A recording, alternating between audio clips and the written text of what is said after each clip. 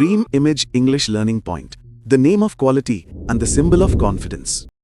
আসসালামু আলাইকুম সুপ্রিয় শিক্ষার্থী এবং যারা ভিডিওটি দেখছেন সবাইকে ড্রিম ইমেজ ইংলিশ লার্নিং পয়েন্টের পক্ষ থেকে স্বাগত। আজকেও আমরা ভয়েসের ধারাবাহিক আলোচনা করব যে ডব্লিউএস ওয়ার্ড যুক্ত কিছু কিছু বাক্য আছে যে বাক্যগুলোতে কোনো অবজেক্ট দেওয়া থাকে না। তাহলে এই বাক্যগুলোর ভয়েস আমরা কিভাবে করব সেটা একটু আমরা দেখব। তাহলে এখানে আমরা কি বলবো, টাইটেলটা এরকম দিতে পারি যে WS word without object, WS word without object. WS word দিয়েই আছে ইন্টারোগেটিভ বাক্য, কিন্তু সেই বাক্যগুলোতে কোনো অবজেক্ট দেওয়া নেই। তাহলে এই বাক্যগুলোর প্যাসিভ আমরা কিভাবে করব? তো এক্ষেত্রে শিক্ষার্থীদের আমি একটা বিষয় পরামর্শ দেব, সেটা হচ্ছে ডব্লিউএস ওয়ার্ডটাকে ভয় পাওয়ার কোনো সুযোগই নেই। এটা খুবই ইজি একটা মেথডস। আগের যে নিয়মগুলো আমার আছে নন কন্টিনিউয়াস, কন্টিনিউয়াস, সেইটা ভালো করে যদি ফলো করে এবং বেসিক রুলসটা যদি একটা স্টুডেন্ট বোঝে, খুব ইজিলি এই বাক্যগুলো করা সম্ভব।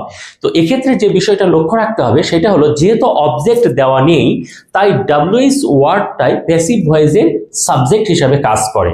তো সেই ক্ষেত্রে একটা বিষয় লক্ষ্য রাখতে হবে, সেটা হলো ওই ডব্লিউএস ওয়ার্ডের সঙ্গে যদি কোনো নাউন থাকে তাহলে ওই নাউন অনুযায়ী ওইটার সাবজেক্টটা ডিপেন্ড করে সিঙ্গুলার হবে না প্লুরাল হবে। আর যদি ওই ডব্লিউএস ওয়ার্ডের সঙ্গে কোনো নাউন না থাকে তাহলে একেবারে ওইটা সরাসরি সিঙ্গুলার একটা ওয়ার্ড হিসাবে সাবজেক্ট হয়। তার মানে যে সাবজেক্টটা হয় সেটা সিঙ্গুলার হিসাবে আমরা সবসময় জন্য কাউন্ট করব। এক্সাম্পলের মাধ্যমে আমি ক্লিয়ার করে দিই। যেমন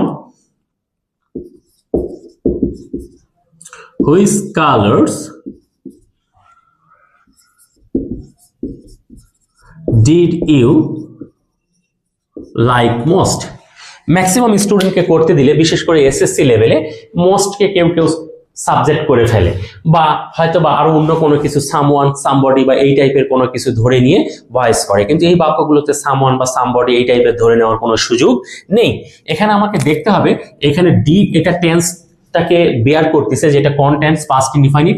এইখানে ইউ হচ্ছে সাবজেক্ট, লাইক হচ্ছে ভার্ব, আর এইটা কিন্তু কোনো ক্রমেই অবজেক্ট নয়, এটা অবজেক্ট হওয়ার কোনো সুযোগ নেই।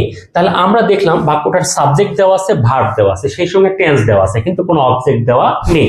সেই ক্ষেত্রে আমরা করব কি, এই যে ডব্লিউএস ওয়ার্ডের সঙ্গে একটা নাউন যুক্ত হয়ে আছে, এই ডব্লিউএস ওয়ার্ড সহ এই নাউনটা সহ আমরা প্যাসিভ ভয়েসে রেখে সাবজেক্ট বানিয়ে দিব। তাহলে সাবজেক্ট যদি আমরা বানিয়ে দেই তাহলে সেই ক্ষেত্রে কি হবে, হুইচ কালার্স লিখলাম। এখন এই নাউনটা থাকার জন্য, এই যে নাউন, এটা একটা নাউন, ডব্লিউএস ওয়ার্ডটা যদি একাই থাকে, মানে হুইচ যদি একাই থাকে তাহলে এটা সবসময়ের জন্য সিঙ্গুলার। বাট যখনই এর সঙ্গে নাউন থাকবে সেই নাউন অনুযায়ী সাবজেক্টটা সিঙ্গুলার অথবা প্লুরাল হবে। তাহলে এখানে হুইচ কালার্স, দ্যাট মিনস এটা প্লুরাল আছে, তাহলে আমার অবশ্যই এটা পাস্ট ইনডিফাইনিট টেন্স। তাহলে পাস্ট ইনডিফাইনিট টেন্স একটা নন কন্টিনিউয়াস টেন্স, তাহলে এইটার অক্সিলারি হবে পরের টেন্সের অক্সিলারি, দ্যাট মিনস মানে পাস্ট কন্টিনিউয়াসের ওয়াজ অথবা ওয়্যার। তো যেহেতু সাবজেক্ট হুইচ কালার্স এটা প্লুরাল, তাহলে আমরা অবশ্যই কি করব, এখানে অক্সিলারি ব্যবহার করব প্লুরাল, ওয়্যার। এরপরে কি হবে, ভার্ব, লাইক। তারপরে কি, অতিরিক্ত কথাগুলো ভার্বের পরে দিলে বেশি সুন্দর হয়, দিলাম লাইক মোস্ট। এরপরে কি, বাই ইউ। ইউ খুব সহজ, এইটা প্যাসিভ ভয়েসের সাবজেক্ট হয়ে আসলো। এটা 2 নম্বর রুলস, এটা 1 নম্বর, এটা 3 নম্বর রুলস, এটা 4 নম্বর রুলস। বেসিকের 4টা রুলস খুব ইজিলি এখানে ফলো করা সম্ভব। আমি আরেকটা বাক্য একটু দেখাই দিই, এটার একটু বাক্য বেশি নেই, তাতে স্টুডেন্টদের একটু বুঝতে সুবিধা হবে।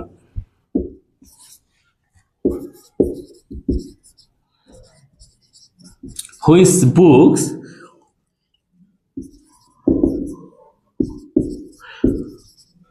will she want? Which books will she want? Same জিনিস, এটা ফিউচার ইনডিফাইনিট টেন্স, সেটা মানে বলে দিচ্ছে বা বেয়ার করতেছে। she is সাবজেক্ট, want হচ্ছে ভার্ব। তাহলে want ভার্ব, এর ভার্বের পরে আর কোনো কিছু দেওয়া নেই, অর্থাৎ এরপরে কোনো অবজেক্ট দেওয়া নেই। তাহলে এই বাক্যগুলো প্যাসিভ যখন আমরা করব তখন কি করতে হবে, এই হুইচ বুকস এই নাউনটা সহ আমরা নিব। তাহলে হুইচ বুকস, আমি হুইচ বুকস নিলাম, এটা প্লুরাল বা সিঙ্গুলার। তো এই সিঙ্গুলার প্লুরালের জন্য ফিউচার টেন্সে কোনো প্রবলেম হয় না, কিন্তু যদি এটা পাস্ট টেন্স হয় বা অন্য কোনো টেন্স হয় তাহলে কিন্তু প্যাস লাগবে। অর্থাৎ আমি যদি এটা ডিড দিয়ে দিই আবারও, তাহলে সেই ক্ষেত্রে কিন্তু প্যাস লাগবে। তাহলে ডিড দিয়ে যখনই দিব এটা কি হয়ে গেল, পাস্ট ইনডিফিনিট টেন্স, তার মানে আবারও ওই যে সিঙ্গুলার প্লুরালের একটা পেঁচ লাগবে। এখন বিষয়টা হলো যদি আমি এখানে এসটাও না দিই, আগেরটা প্লুরাল করেছি, এটাতে আমি যদি সিঙ্গুলার করি তাহলে কি হবে? প্লুরাল যদি আমি করি তাহলে ওয়্যার হবে, কিন্তু যদি সিঙ্গুলার করি তাহলে আর ওয়্যার হবে না। হুইচ বুক, এটা সিঙ্গুলার, ওই নাউনটা অনুযায়ী এটা ডিপেন্ড করবে। তাহলে এখানে কি হবে? ওয়াজ। তারপরে কি হবে? ভার্বের V3, ওয়ান্টেড, ওয়ান্টেড। তারপরে কি? বাই হার, বাই হার।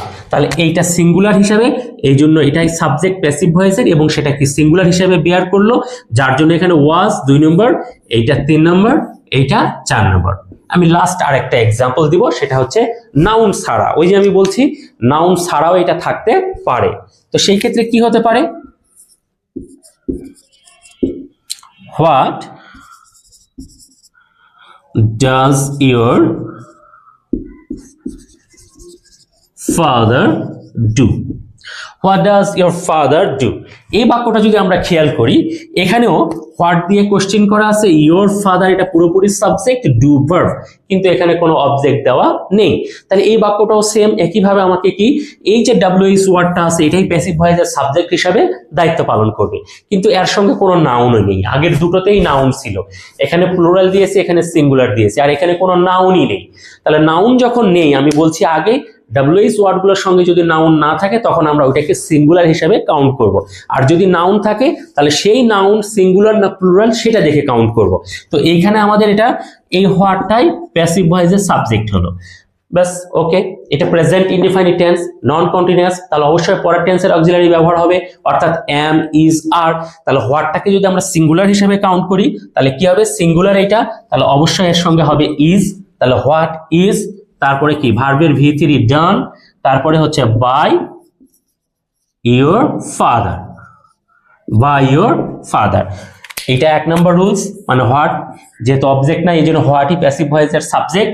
তারপরে এটা 2 নম্বর রুলস, এটা 3 নম্বর বেসিক রুলস, এটা 4 নম্বর বেসিক রুলস। এই 4টা রুলস ফলো করে WH ওয়ার্ডের এই ধরনের বাক্যগুলো করা সম্ভব যেখানে কোনো অবজেক্ট দেওয়া নেই। আশা করি সবাই বুঝতে পেরেছো। আল্লাহ হাফেজ।